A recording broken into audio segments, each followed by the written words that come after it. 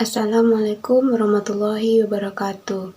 Perkenalkan, nama saya Hesti Fitrianti, NIM 2522008 dari kelas 1A, Program Studi Pendidikan Teknik Informatika dan Komputer, Fakultas Tarbiyah dan Ilmu Keguruan, UIN, Universitas Islam Negeri Syekh Muhammad Jamil Cambek, Bukit Tinggi.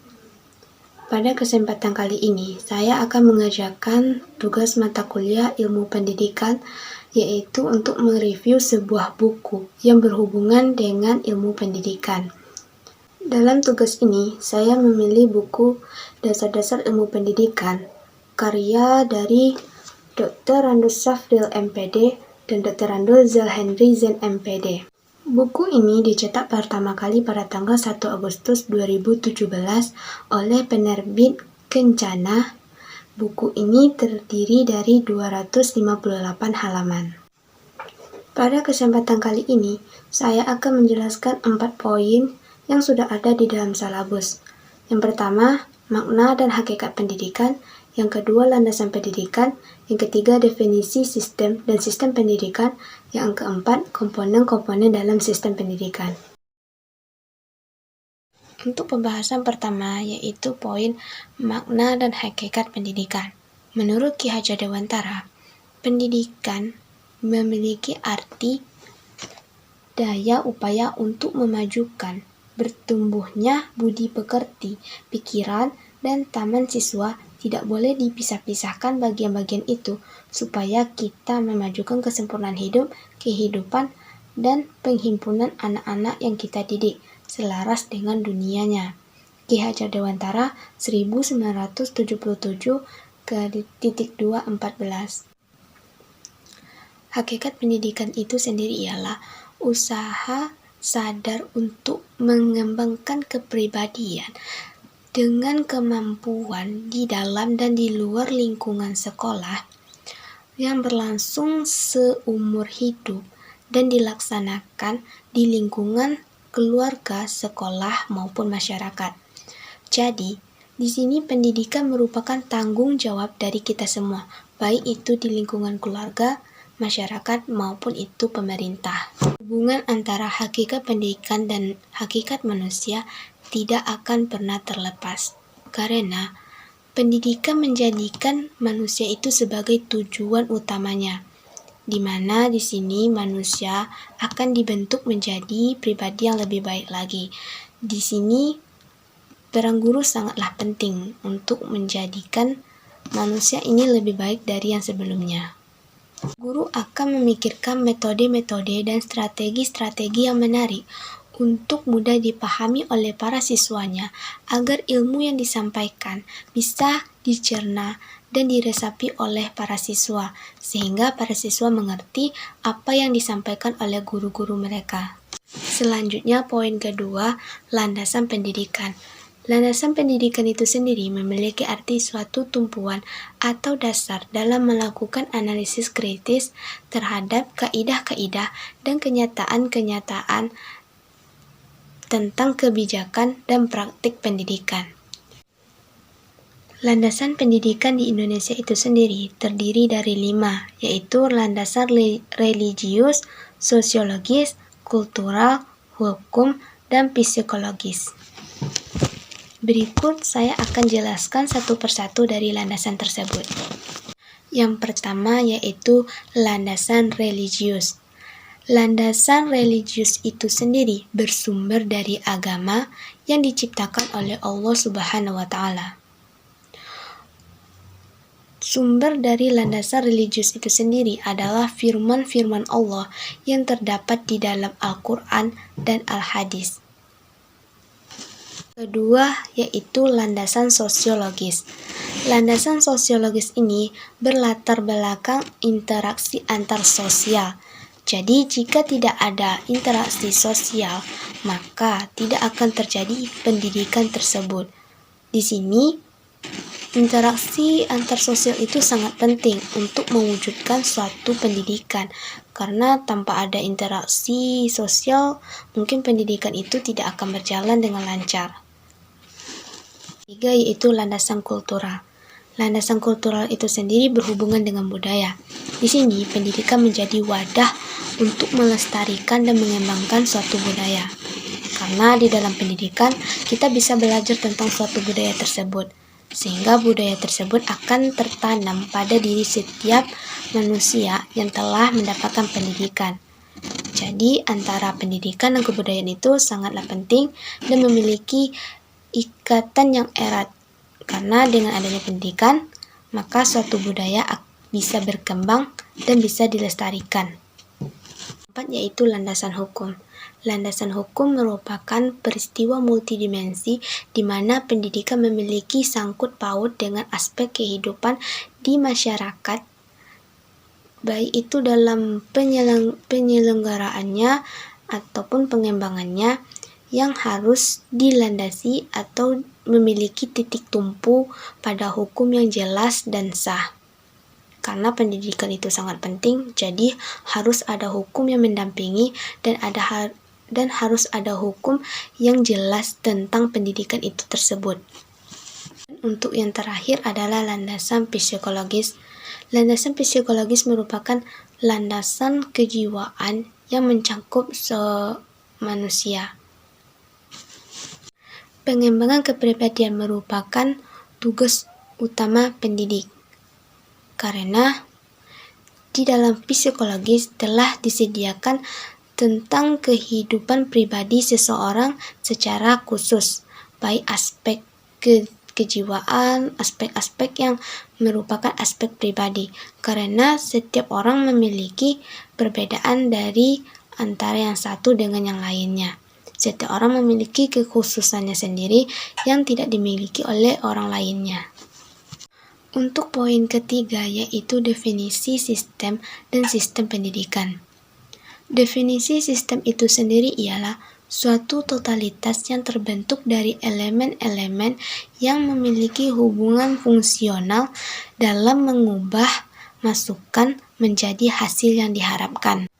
Sedangkan untuk pengertian sistem pendidikan itu sendiri ialah satu keseluruhan kerja manusia yang terbentuk dari bagian-bagian yang mempunyai fungsional dalam membantu terjadinya proses transformasi atau perubahan tingkah laku seseorang sehingga menjadi manusia yang berkualitas.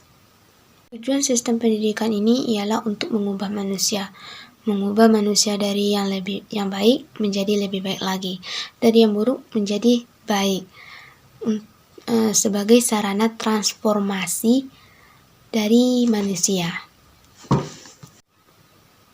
Semua aspek kehidupan manusia merupakan supra dari sistem pendidikan, baik itu di bidang ekonomi, hukum, agama, maupun politik, karena sistem pendidikan mencakup keseluruhan kehidupan kita. Pendidikan itu tidak hanya didapatkan di sekolah saja, di lingkungan keluarga, masyarakat, pemerintah, kita juga bisa mendapatkan pendidikan dalam bentuk yang lainnya atau dalam bentuk yang berbeda-beda. Untuk poin keempat atau untuk poin terakhir, yaitu komponen-komponen dalam sistem pendidikan. Komponen-komponen dalam sistem pendidikan ini ada 6. Yang pertama, tujuan.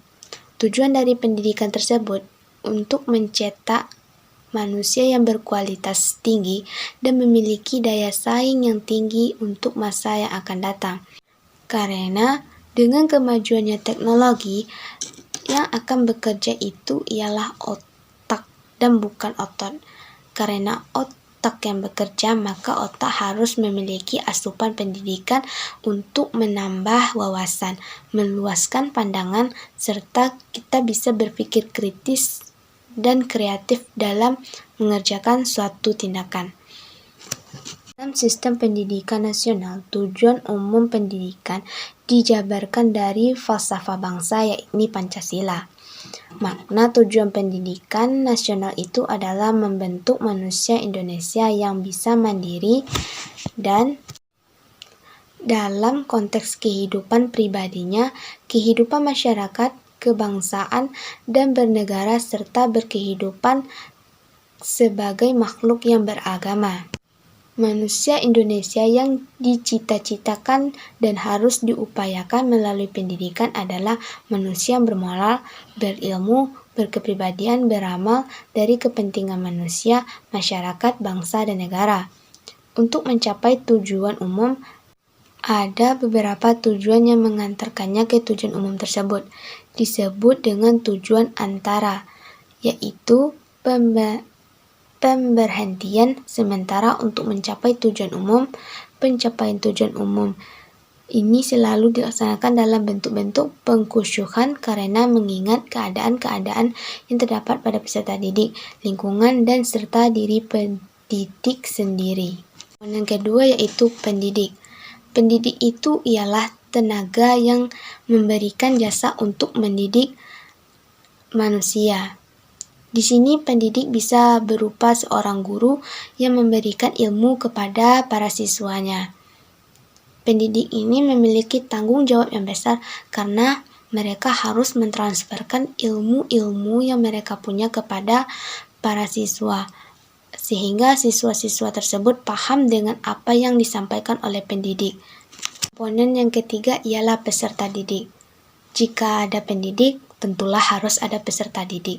Peserta didik ini ialah para siswa yang akan diajari oleh pendidik. Tanpa ada peserta didik, bagaimana pendidik akan mengajar?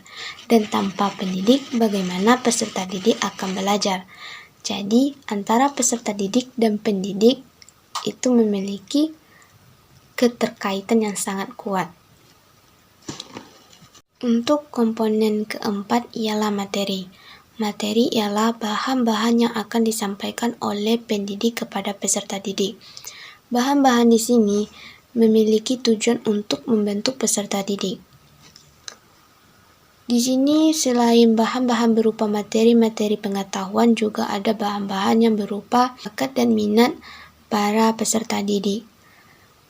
Materi itu harus sesuai dengan apa yang dimiliki oleh peserta didik, sesuai dengan tujuan dari materi tersebut, sehingga pendidik memiliki tanggung jawab yang sangat besar agar para peserta didik mampu menelaah, menafsirkan, dan mampu memahami materi-materi yang disampaikan oleh pendidik. Komponen kelima ialah metode, media, dan alat pendidikan. Metode di sini ialah tata cara bagaimana pendidik menyampaikan materi yang akan disampaikan kepada peserta didik. Metode di sini berupa cara-cara atau strategi-strategi dalam menyampaikan materi, sehingga peserta didik mampu memahami materi yang akan disampaikan oleh pendidik. Sedangkan media itu berupa media visual dan media audio visual. Bisa berupa video atau sumber suara yang memiliki dampak yang begitu baik untuk perkembangan pendidikan. Karena dengan adanya media ini, maka para peserta didik diharapkan mampu memahami materi yang akan disampaikan pendidik dengan benar dan seksama. Kemudian alat pendidikan. Alat pendidikan tersebut merupakan alat bantu bagi peserta didik untuk mencapai atau mewujudkan pendidikan. Alat bantu di sini membantu terwujudnya mencapai tujuan pendidik. Komponen alat memang sangat luas sekali sehingga perlu dibatasi. Untuk komponen yang terakhir ialah lingkungan pendidikan. Lingkungan pendidikan ini sangat berpengaruh dalam proses pendidikan karena dengan lingkungan yang sehat dan terhindar dari hal-hal yang hal-hal buruk, maka pendidikan akan berjalan dengan lancar. Namun, jika berada di lingkungan yang riuh pikuk, banyak masalah, dan dapat mengurangi konsentrasi peserta didik, maka ilmu yang akan ditransferkan oleh pendidik tidak akan mudah dipahami oleh peserta didik karena keadaan lingkungan tadi yang tidak baik. Sehingga lingkungan pendidikan yang baik, bagus, hening, dan nyaman itu merupakan lingkungan yang paling tepat untuk peserta didik mendapatkan pendidikan oleh pendidik.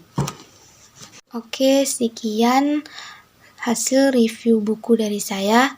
Jika ada salah perkataan, mohon dimaafkan karena saya dalam proses pembelajaran, dan jika ada hal yang tidak sesuai dengan buku yang saya review tadi, mohon dimaafkan juga karena saya menyampaikan apa yang menurut saya cerna dari buku tersebut, dan apa yang menurut saya pikirkan dari setelah membaca buku tersebut.